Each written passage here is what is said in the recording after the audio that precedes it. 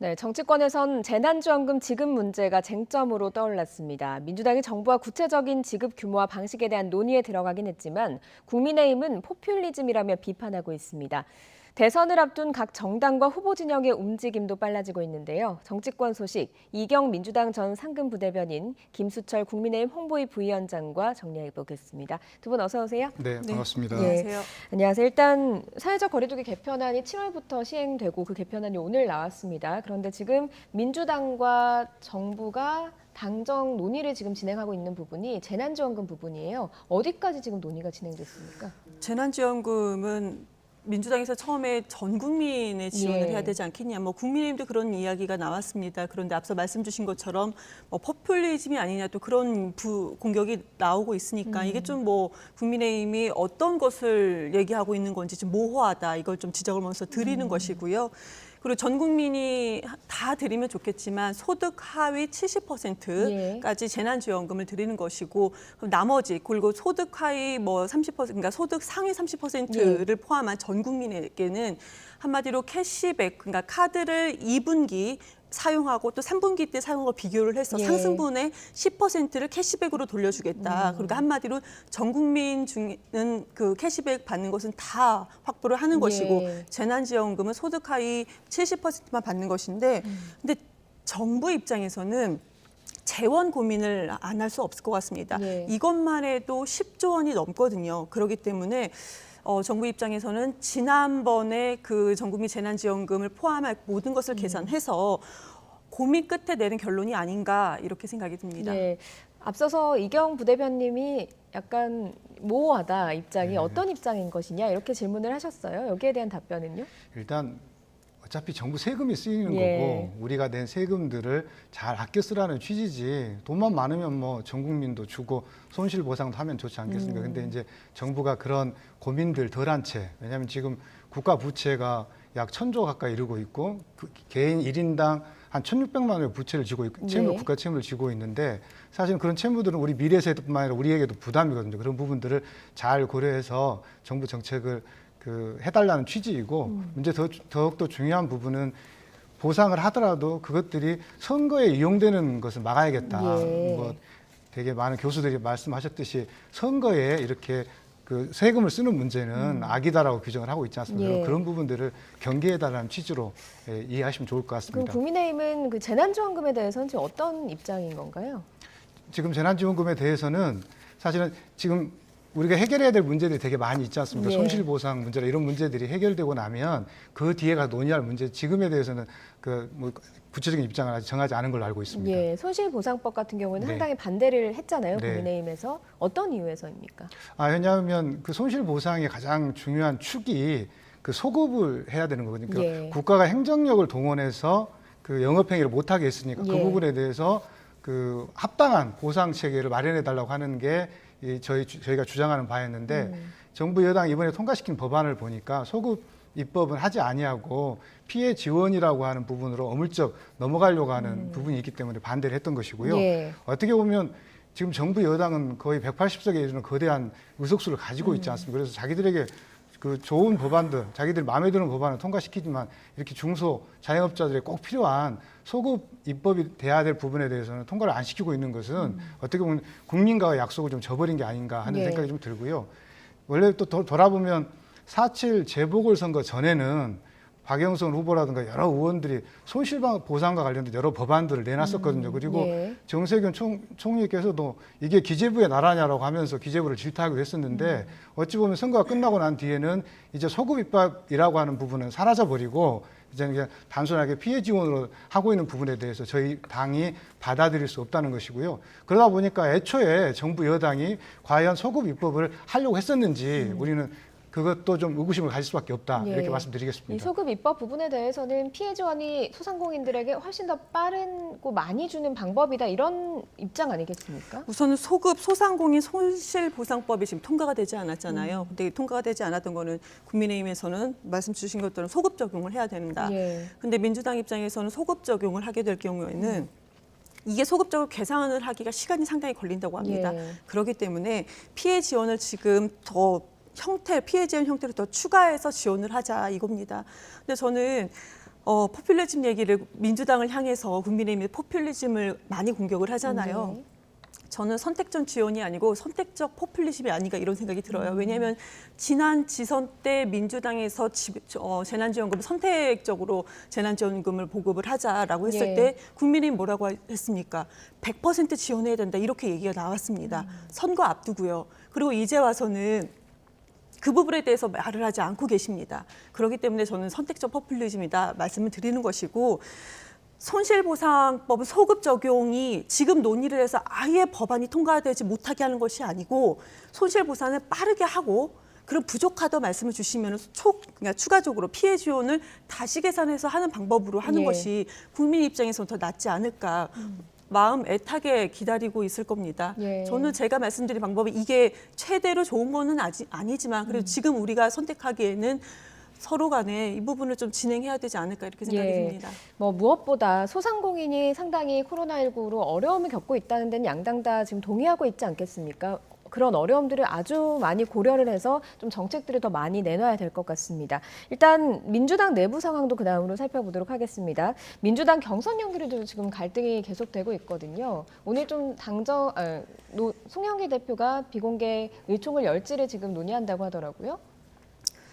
의총은 뭐 열 수는 있지요. 그 의총 열 수 있는 것 자체가 우리가 174명 중에서 3분의 1만 예. 뭐 찬성을 하면 의총이 열린다고 하기 때문에 그런데 저는 조금 이것은 의총은 열릴 수 있으나 의총이 열린다는 것은 원내 상황, 그러니까 국회의원들 174명의 원내 상황을 두고 얘기하는 것인데 우리는 지금 대선 후보의 경선을 얘기하는 것입니다. 예. 그래서 의총에서는 당원 당규상에도 이 부분에 대해서 논의할 만한 권한이 없다 이렇게 말씀을 드리는 것이고요. 예. 그럼에도 불구하고 의견을 다시 모으기 위함은 뭐 맞다. 그렇지만 우리가 114명인데 지금 찬성한 의원들이 66명이라고 합니다. 한마디로 100명이 넘는 의원들이 예. 찬성하지 않다라고도 해석이 가능한 부분입니다. 예. 그런데 지금 우리가 지금 경선을 이걸 연기하자. 저는 이 말씀을 드리고 싶습니다.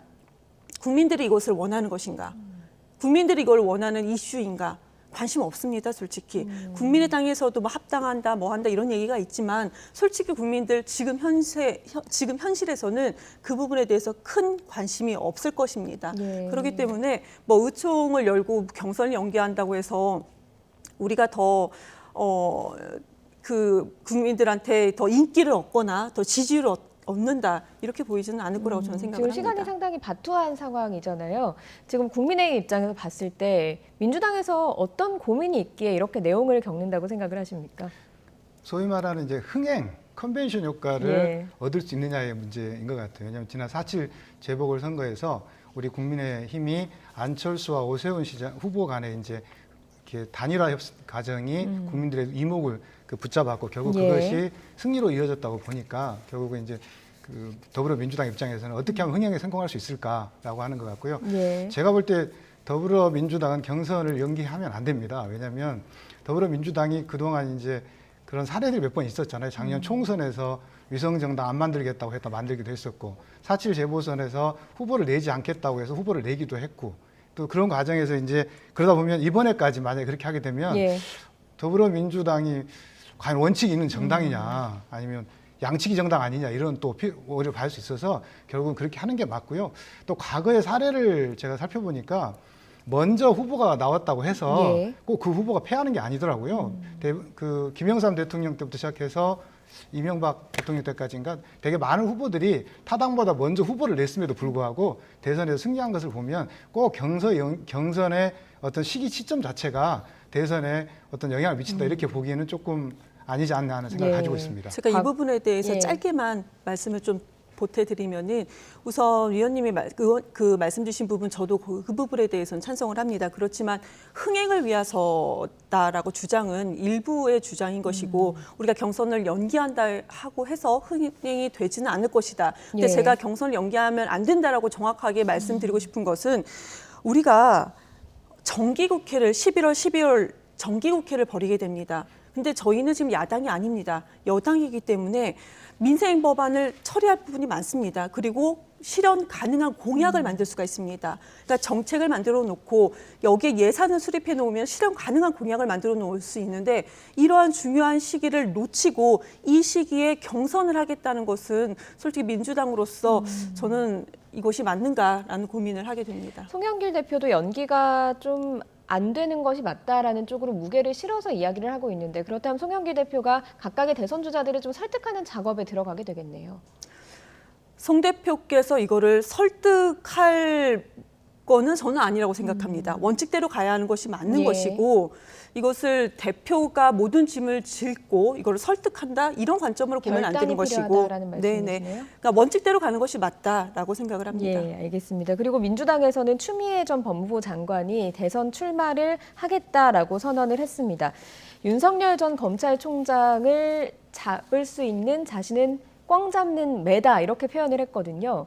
어떻게 보십니까? 윤석열 전 총장의 대항마가 될 수 있겠습니까? 저희 당 입장에서는 추미애 장관이 출마를 해서 후보가 되면 반갑죠. 고맙고. 왜냐하면 추나땡이라고 추가 나오면 땡큐라고 예. 사실은 나와주시면 좋을 것 같고요. 저희는 뭐 근데 이제 아마 기억해 보시면 작년 한 해 동안 그 윤석열과 추미애 갈등이 얼마나 심했습니까? 근데 그 과정에서 조국을 다시 소환하게 될 것이다. 그러면 조국 장관의 어떤 여러 가지 이야기들이 소환이 될 것이고 그러다 보면 아마 조국을 소환하느냐 마느냐의 경선 체제가 되게 되면 민주당도 그게 꼭 바람직스러웠다고 생각하지 않을 것 같아요. 그리고 그 과정에 그 키워드는 뭐냐면 또 내노란불이라고 하는 부분이 있지 않습니까? 그런 부분들이 하게 되면 결국 더불어민주당의 선거 전략에도 도움이 되지 않을 것이다 이렇게 생각합니다. 예, 추미애 전 장관의 등판으로 민주당의 대권 구도 지형은 또 어떻게 변하겠습니까? 뭐 앞서서 추나땡 말씀 주셨는데요. 저는 그렇게 생각하지 않습니다. 당대표를 하셨고 장관을 하셨습니다. 그러면 본인께서 하시고자 하는 정책에 무언가 있을 것이고요. 국민을 향한 대국민 메시지는 분명히 있을 것입니다. 그렇지만 지금까지는 출마 선언문을 아직 발표하기 전이기 때문에 23일 날 발표한다고 들었는데요. 어떤 출마 선언문에 어떤 메시지가 담길지는 뭐 기다려봐야 할 것으로 보여지는 것이고요. 그리고 검찰개혁이라든지 조 전 장관에 관한 모든 것들 또 윤석열 전 총장에 관한 것들은 추 전 장관이 출마를 하든 하지 않든 간에 만약에 우리 쪽에 불리한 뭔가 있다면 국민의힘에서 이 부분을 놓치지 않습니다. 놓칠 리가 없습니다. 어차피 나올 메시지입니다. 그런데 지금 출마 선언을 발표하고 나서 선언문을 발표 전이지만 발표하고 나서 민주당에서 지지율이 상당히 높습니다. 3위까지 금세 올라갔거든요. 그렇기 때문에 저는 이 부분에 대해서는 도전에는 열려있는 것이 맞다라고 생각을 합니다. 도전엔 열려있는 것이 맞다. 윤석열 잡는 매가 될 수 있다. 이렇게 생각을 하십니까? 윤석열만 잡으면 또 안 되시겠지요. 또 우리 언론에서 추 장관이 제가 아까 말씀드린 것처럼 대국민 메시지를 낼 텐데 너무 그쪽에만 집중하는 것은 어떻게 보면 좋은 인재인데 좋은 인재가 또 좋은 메시지를 낼 수도 있지 않겠습니까? 그런 부분을 무시하고 국민께 알리지 않는 그런 부분도 나오기 때문에 너무 검찰개혁 쪽으로만 가는 것이 저는 맞는가, 맞지 않다 이렇게 생각을 합니다. 추미애 전 장관의 대권 도전 메시지 전반을 봐야 된다. 너무 윤석열 전 총장과는 엮는 것만에 주목하면 안 된다. 이런 말씀을 해주신 것 같습니다. 그런데 윤석열 전 총장이요. 최근 악재가 좀 겹치고 있는 모습입니다. 오늘은 이동훈 대변인이 열흘 만에 사퇴를 했거든요. 어떻게 보십니까?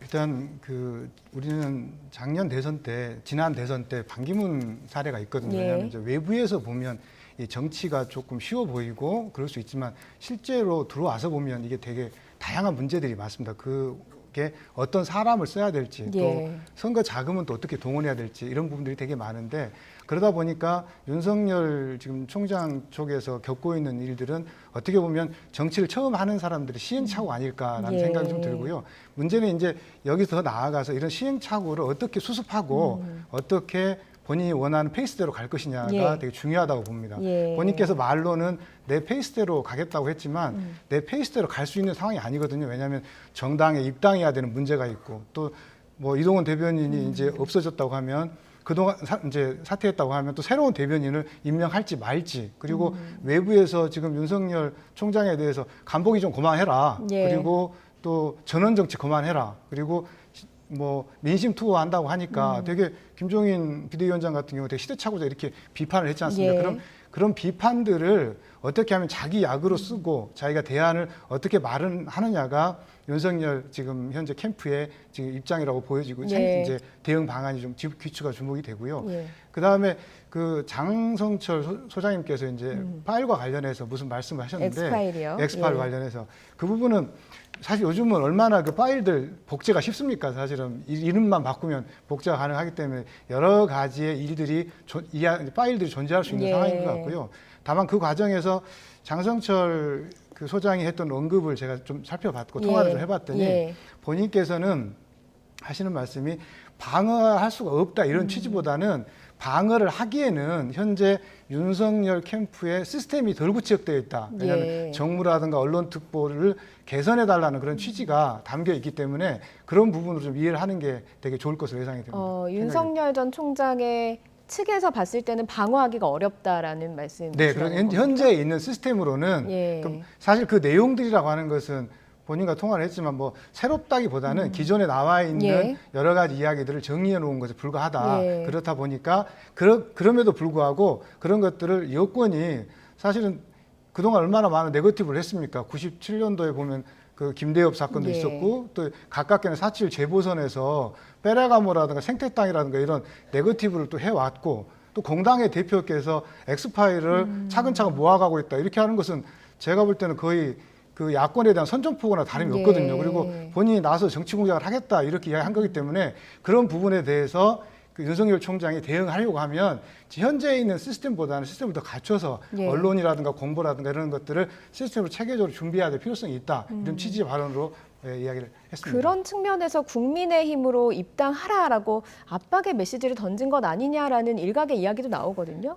네, 저는 그 현재의 윤 총장이 하루빨리 입당을 하는 게 좀 좋다고 생각을 합니다. 왜냐하면 많은 그 대권 주자들이 제3지대를 이야기하고 뭐 중도나 탈진보로까지 확장을 하려고 하지만 실제로 가장 중요한 것은 보수 진영의 본진이라고 할 수 있는 예. 국민의힘의 후보가 되는 거거든요. 그리고 이 정당이라고 하는 부분은 또 플랫폼과는 좀 다릅니다. 많은 그 후보들이 간과할 수 있는데요. 정당이라고 하는 것은 하루아침에 정당 일체감이 형성되는 게 아니거든요. 예. 정당에 소속이 되어서 당원들과 또 술도 한잔하고 밥도 먹어가면서 과연 이 당이 추구하는 게 뭔지 또 당 사람들을 만나보면 자기가 뭐가 부족한지 또 당의 울타리에 들어오면 전문적으로 네거티브를 했던 선거 전략가라든가 네거티브 대응팀이 있으니 예. 그 팀을 활용해서 본인이 대선 후보가 되는 게 중요하지 외부에서 이러한 문제들을 해결할 수가 없습니다. 왜냐하면 그러한 것들을 이번에 윤석열 총장이 보여주었다고 생각을 하고요. 아마도 본인께서는 입당 시기와 관련해서 여러 가지 전략적 판단을 하실 수 있겠습니다만은 네. 제가 볼 때는 가급적 빨리 국민의힘에 입당을 하는 게 본인의 대선 가도에 좋을 것이라고 예. 말씀드리고 싶습니다. 그런데요, 사실 이 엑스파일 관련해서는 송영길 대표가 가장 먼저 이야기를 꺼냈기도 했거든요. 수면 위로 올려놓은 게 송영길 대표인데, 그래서 이 엑스파일이 뭔지 좀 제대로 구체적인 내용을 내놔라 이렇게 김재원 최고위원이 이야기를 하기도 했거든요. 윤 전 총장이 지금 대선 출마를 하겠다고 선언을 아직 안 했습니다. 그래서 기자들도 이게 뭐 하는 거냐, 소통에 문제가 있는 것이 아니냐 이런 얘기를 계속하고 있어요. 그리고 지금 얘기 나오는 게 큰 정치를 하겠다고 얘기를 아까 자막이 또 나갔지만 큰 정치가 도대체 무엇이냐, 상당히 모호하다. 이런 얘기가 나온다는 것은 소통의 문제인 거거든요. 그렇기 때문에 지금 민주당 쪽에서는 굳이 이거다라고 내놓을 타이밍이 지금 아닌 거죠. 만약에 출마를 하겠다 하고 선언을 하고 진행이 돼가면은 이것은 언젠가는 밝혀집니다. 근데 예. 그것을 뭐하러 지금 일찍부터 내놓을 필요는 없다. 이렇게 말씀을 드리는 것이고요. 저는 이분께서 윤 전 총장께서 이걸 끝까지 달릴 수 있을까 고민이 되는 부분이 소통 부분입니다. 그 캠프 내에서 많은 사람들이 왔다가 자기가 열흘도 안 돼서 건강상의 이유로 내가 그만두겠다 이런 얘기가 있는 부분을 보면은 캠프 내에서 다양한 잡음들이 있다는 것은 저도 간접적으로 많이 들었던 부분이기 때문에 그건 지켜보면 알 것이고 제가 이 자리에서 다 말씀 안 드려도 될 것인데, 우선 기자들이 지적하는, 그리고 특히 중앙일보가 지적하는 소통이라는 것은 두 번째 공개 행보 때 땡볕에서 기자들이 100여 명이 서 있었습니다. 질문을 하죠. 그 질문에 어떠한 대답도 하지 않았습니다. 시간이 가면 차차 알 것이다. 그리고 나서 특정 언론에만 특종이라고 해서 하나를 준 게 있었습니다. 여태까지 전형적으로 검찰이 언론을 가지고 한마디로 검찰이 마치 기득권처럼 언론을 가지고 저는 장난쳤다는 표현을 하고 싶은데요. 이렇게 했던 것을 대선 후보가 돼서도 내가 대선 후보가 되겠다라고 나서면서도 예. 그 모습을 바꾸지 못하고 있습니다. 지금 윤 전 총장에 대해서 좋게 얘기했던 언론조차도 다 돌아서고 있는 부분인데 이 부분을 국민들께서는 지금은 지지율이 높지만 소통이 상당히 이렇게 막혀 있고 일방적인 소통이라면은 뭐 전원으로 뭐 한다고 하지 않습니까? 전원 소통이라고 하지 않습니까? 그러면 언젠가 국민들께서도 이 부분을 알게 되면은 입당을 한다 하더라도 오히려 국민의힘에서 지금 분위기로 보면은 받지 않을 수도 있겠다. 저는 이렇게 생각이 듭니다. 예, 뭐 그래도 국민의힘에서는 하루빨리 입당하는 게 좋다라는 입장을 내고 있는 상황이시니까요. 네. 사실 지켜봐야 할 것 같고 윤석열 전 총장에 대한 여러 가지 좀 구설들이 나오다 보니까 최재형 감사원장이라든가 김동연 전 경제부총리에 대한 약간 관심이 조금 더 상승하는 느낌이 들기도 하거든요. 네, 그렇습니다. 예. 왜냐하면 그 야권 후보들이 이렇게 풍년인 적이 없습니다. 1년 전만 해도 예. 국민의힘에서 과연 대권 후보가 나올 것인가, 국민의힘이 과연 대선까지 갈 수 있을까 이런 이야기들이 되게 또 회자되지 않았습니까? 예. 그런데 이번에 보니까 이렇게 많은 후보들이 온다고 하는 게 되게 좀 사실 어떻게 보면 당의 입장에서는 환영하고 반긴다는 생각이 좀 들고요.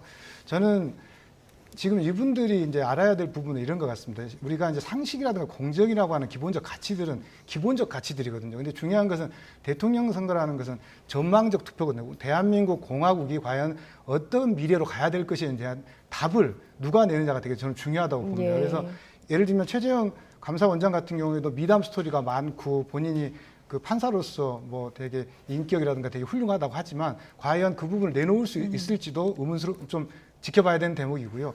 또 김동연 부총리 같은 경우에는 그 문재인 정부 또 그러니까 부총리를 지냈기 때문에 그 과정에서 본인이 생각하는 우리 정당과의 어떤 일체감 같은 게 또 얼마나 있을지. 그래서 그리고 그분이 내세우고 있는 어떤 경제나 일자리, 혁신의 문제들이 과연 우리 당의 그 어떤 이념적 어떤 정체성이 또 맞을 것인지 이런 부분들을 지켜봐야 되는 대목이 예. 있기는 하지만 그래도 이렇게 많은 그 후보자 군들이 저희 이제 당에 그 들어와서 야권의 주자로 활동할 수 있거나 또 대선 출마를 할 수 있다고 하는 것은 되게 긍정적이고 예. 예, 되게 좋은 현상이라고 생각합니다. 뭐 아직 뭐 국민의힘으로 가겠다 이런 이야기를 구체적으로 한 건 아니지만 어쨌든 네. 반가운 소식이다라는 말씀이셨고 사실 이 최재형 감사원장이나 김종연 전 경제부총리는 뭐 사실상 문재인 정부의 사람이거든요. 그런데 야권으로 갈 가능성이 더 많이 점쳐지고 있어요.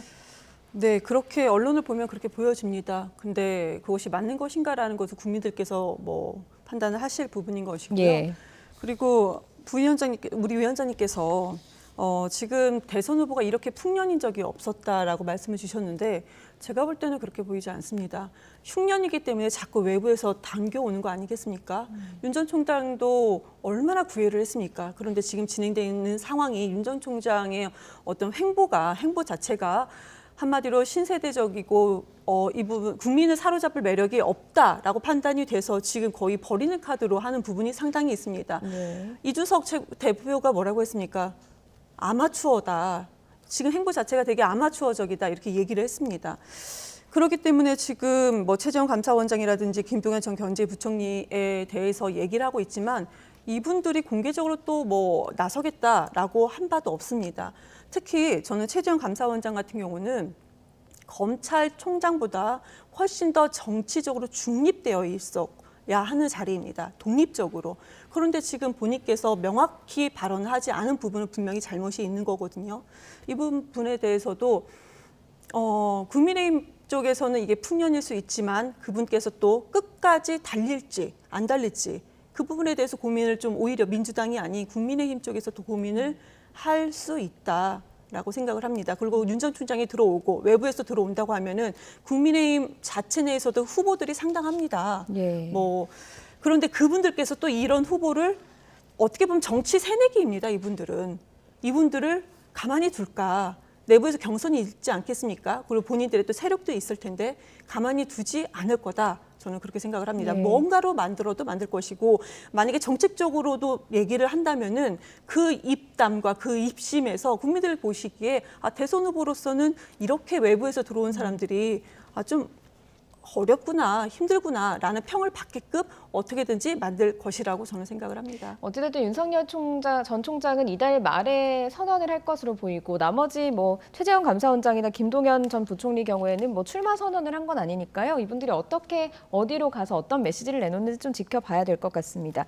그리고 요즘 뭐 이준석 대표, 국민의힘 이준석 대표 뭐 정치권에서 돌풍입니다. 계속 관심이 끌고 있는데 병역 특혜 의혹으로 야권에서 좀 지적을 받았어요. 이 부분은 제가 좀 살펴봤는데 사실은 쟁점이 되지 않을 사항을 좀 쟁점으로 삼고 있지 않나 하는 생각이 들고요. 저는 이제 이게 뭐 네거티브라고까지는 할 수는 없지만 그래도 그 지적하시는 분들이 다 30대 의원님들이시거든요. 예. 그렇다고 하면 좀 더 생산적인 어떤 정책적인 이런 부분들을 제기했더라면 좀 좋았을 텐데 그 부분은 좀 되게 좀 아쉽고요. 저는 따릉이 논란이 한번 있었지 않습니까? 근데 그 과정에서 그게 이제 저도 그 따릉이를 타고 다닙니다만은 그게 마지막에 대중교통 이용하다가 장소를 옮기는 건데 걸어가는 것보다도 타다 보면 또 기분도 좋고 탈만하거든요. 근데 예. 거기에 대해서 국회 주차장에 국회 이제 의사당 역에서 본청까지 타고 간 걸 두고 쇼라고 한다 이런 것들은 제가 볼 때는 괜히 억지로 까지 말라고 했잖아요, 송 대표가. 예. 근데 억지로 까는 형국이 돼서 그런 부분들은 민주당에서 한번 내부적으로 과연 이준석 대표의 현재 이런 상황들을 우리가 억지로 까가지고 될 것인지 한번 살펴볼 필요가 있다 이렇게 예. 말씀드리고 싶습니다. 뭐 사실 뭐 이렇게 이야기하시는 것도 정당 대표를 겨냥한 그런 검증 공세라고 해야 될까요? 그런 게 이례적인 부분이거든요. 여권 내에서 그만큼 위기감이 있는 건 아니냐라는 일각의 이야기도 나오고 있거든요. 위기감이라고 해서 저는 생각하지는 않는 거고요. 그냥 있는 사실을 좀 의문이 들고 있는 사실을 그대로 다시 한번 얘기를 하는 것입니다. 그 전에 평론가였을 때는 굳이 이런 얘기를 할 필요가 없었죠. 그런데 지금 당대표이기 때문에 한마디로 지원 자격의 국가 사업의 지원 자격 요건이 안 맞았습니다. 그때 뭐 공복무다 뭐다 이런 것보다는 졸업생이었는데 그때 국가 사업에 장학금을 100만 원에서 200만 원까지 받는 사안입니다.